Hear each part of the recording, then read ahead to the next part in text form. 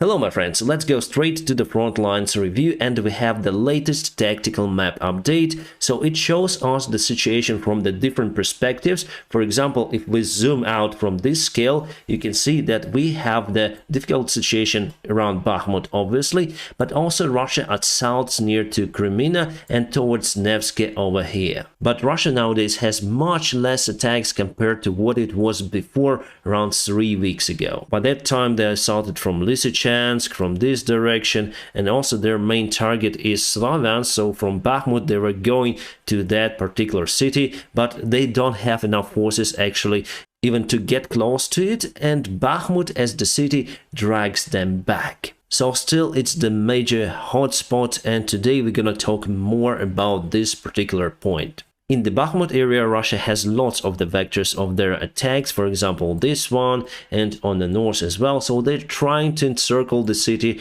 from this side, but still they need to go further to the Chasiv Yar and also from the south, and they cannot do it. It is not possible to encircle the Bakhmut city from this side because we have lots of the forces in Chasiv Yar, and they can encircle the Wagner forces in that case. Also fighting for two sides without the proper cover, because this area, you may say, there is the Ivanovsky village. The Hromova is very small village, so basically it's just the open area where they can be under artillery fire. Well, they are under the fire in the Bakhmut city and around, but still there is no way to hide. Also, what you can see from this perspective, that Ukraine moved forces from Chasiv Yar mostly to the Bakhmut area over here, and they resist against the constant Russian attacks. And today the bad news that Russia got more territories, but the good news that they are still unable to encircle the city. Also yesterday Ukraine tried to counterattack on the south from the Bakhmut city in Kurdimivka, so it was the vector in this direction and it was successful. We gained some sort of the ground,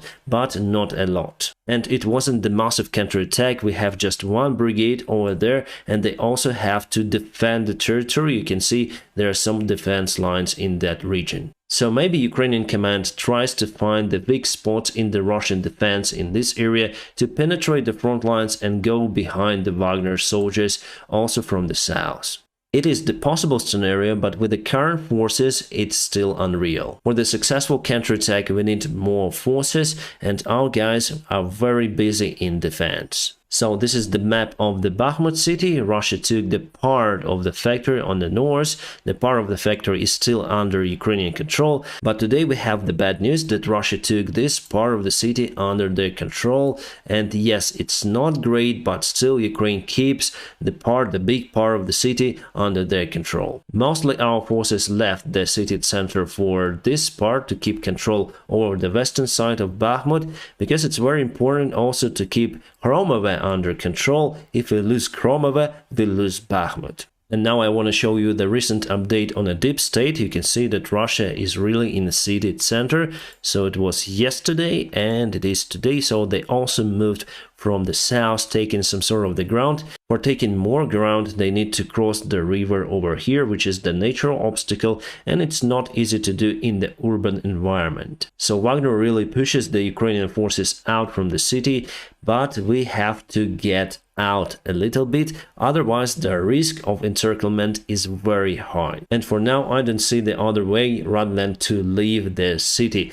Why we don't have enough resources, let's say, to withstand the city or to counterattack? Because the major part of the Ukrainian forces are now getting ready for the massive counterattack on the south. We have already obtained Challengers and Leopards and many other armored vehicles, including Marders and Bradleys. And we have already received the major part of the units that will play a great role in the future counterattack. I'm sure that it will happen, because not only Ukraine speaks about the counteroffensive, also our Western allies are speaking about it, and they are delivering weaponry to Ukraine. And this is the Russian map of Bakhmut. They are quite optimistic about their achievements in that area. So I would say they are a little bit over here. It's like that. So they've took more ground, as they say on this map. But it's not a big deal. The main thing that they are in lack of resources to encircle our army, and by encircling the army, if they would have been successful, they would destroy the major part of the Ukrainian forces, and in that case they could have prevented the Ukrainian counteroffensive. And Bakhmut could be the last win for the Wagner forces because, according to the British intelligence, the Russian administration and military officials are seeking the way to replace their forces with some sort of the other private military army. The private army unit has been already created by Shoigu, the Russian defense minister, and also by Crimean leader Aksyonov. Plus, Kadyrov has his own private army, but I don't think that they will fight for Bakhmut. Maybe they will go there to film some sort of the videos. So why not the regular Russian army, but the private one? First of all, they may take prisoners into the private army, not to the regular forces. It's forbidden. Now Prigozhin is unable to take those prisoners to Wagner forces, but it doesn't mean that Shoigu might not take the prisoners to his private army. You see, Prigozhin has the cover maybe from Putin himself, but the major part of the Russian elite just hates him. And Prigozhin is not really the part of the Russian officials or elite, he's just a restaurant guy who got, let's say, enough luck to stay with the Putin. So to avoid this pain in the arse, Russian officials decided to get rid of Prigozhin little by little. Plus, Wagner forces are very weak after Soledar compared to what it was before, and in Bakhmut they're totally exhausted. Yes, they take some sort of the ground, but still it's not the achievements that they had before. And yes, private military armies are very nice fields for the corruption. Shoigu may send like 50 tanks and just 5 would arrive, but the money would be paid for 50. And even Russian Z patriots are not believing to their defense minister, and they speak about the corruption inside the Russian army. I would agree that Ukraine also has the corruption, but nowadays it's much lower compared to what it was before, because our Western allies are controlling us, and it's great. Honestly, I'm so tired of Ukrainian corruption that I would be glad to have the external control over our country, as Vladimir Putin says. Just temporary, to provide reforms and institutions to make our society better. But you know, we have what we have. I'm okay with the President Zelensky, but not okay with the current Ukrainian parliament. Okay, it seems like I'm deviating from the topic. Alright, and about Avdiivka, we have no change in the situation out there, so Russia stopped their attacks from the north and have just one vector from the south and also direct to the city, but this vector holds for a long time, and still Russia is unable to penetrate those particular defense lines near to Avdiivka since the beginning of the war. So this attack total collapse and just gives losses for the Russian army. Also for Ukrainian, but in that case Russia loses many more soldiers. And on a tactical map you might find also the information about the Russian defense lines. They put a new one near to Vasilivka. They expect that Ukrainian army might go towards the south to Melitopol. That is why they're going for full defense. And if we look at the map in general, you may see that the attacks are happening in a very restricted areas, which are very narrow compared to what it was before, near to Avdiivka, near to Bakhmut, and near to Kremlin over here. The Russian regular army is probably saving their resources to withstand against the Ukrainian counterattack. We have also news, God bless America. They will provide Ukraine with a military package that improves Ukrainian logistics and equipment. Yeah, as usual, we have some of the bullets, rounds and weaponry, but also we have 7 tactical vehicles to recover equipment. It means recover tanks, armor vehicles and other stuff, so engineering trucks or something. Also 8 heavy fuel tankers, and I'm gonna show you the picture later,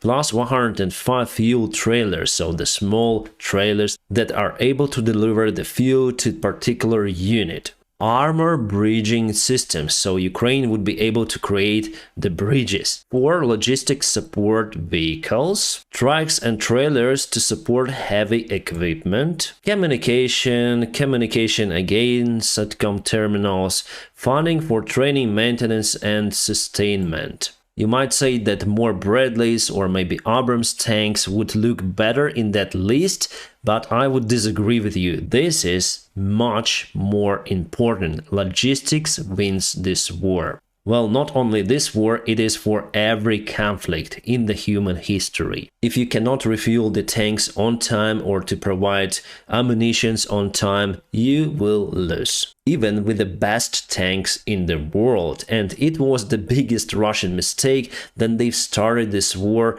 without the communication lines and support equipment. But our allies are not stupid, and they learned on our enemy's mistakes. And this, I believe, is the last package, the last puzzle that we would need for the successful counterattack. Yes, later this year we'll also receive the equipment, but this is the main one. It will change the situation on the front lines. Russia will start losing the ground very soon, but not little by little. They will lose the vast parts of the occupied territories. And those are M978, the tactical refueling vehicles. And you know, seeing how fast the tanks were delivered to Ukraine, I think that equipment will be delivered to Ukraine very soon. And I don't think that you need to have lots of the training to operate this refueling vehicle.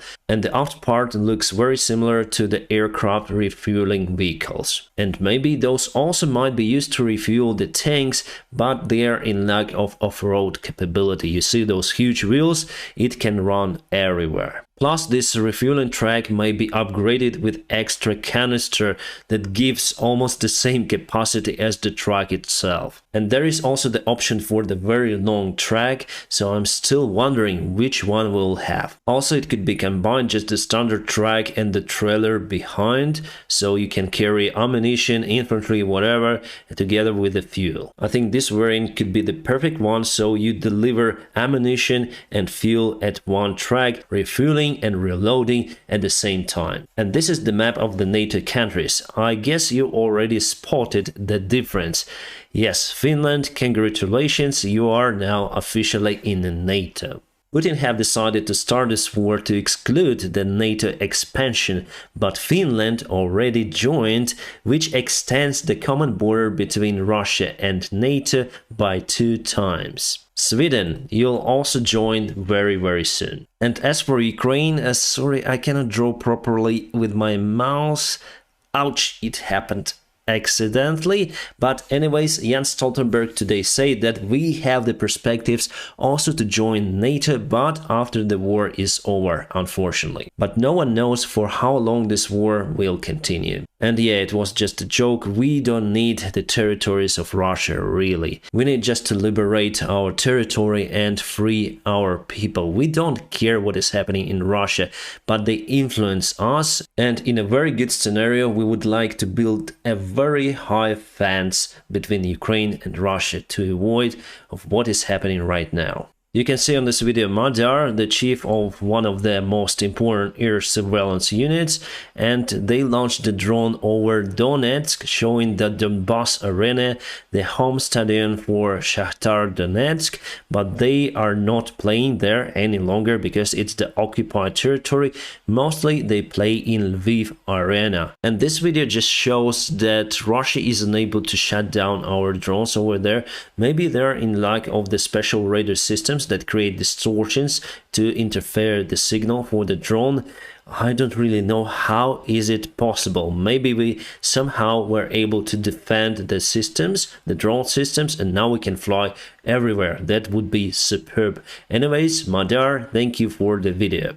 There was the interview with ex-United States President Bill Clinton. He says that he regrets that he forced the Ukrainian government to give up the nuclear weaponry. We basically gave it to Russia, and the airplanes that were capable to carry the nukes were mostly destroyed. Well, honestly, as for me, I do not blame America or the UK who say to Ukraine to give up the weaponry.